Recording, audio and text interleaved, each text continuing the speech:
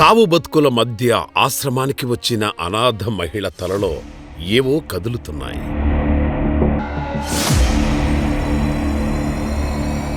జుట్టు మొత్తం కత్తిరించి చూస్తే తలంతా పురుగులే.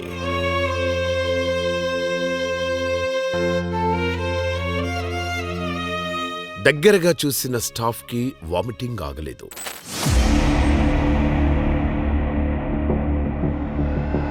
ఆశ్రమ వ్యవస్థాపకులు గట్టు శంకర్ గారి ఇచ్చిన ధైర్యంతో ట్రీట్మెంట్ స్టార్ట్ చేసిన డాక్టర్లు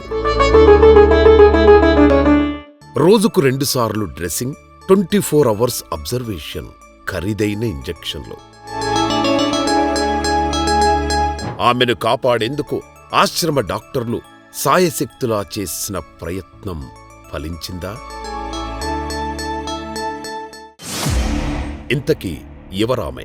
అమ్మా నాన్న అనాథాశ్రమానికి ఎవరు తీసుకొచ్చారు? ఎవరి కథ? Watch full video.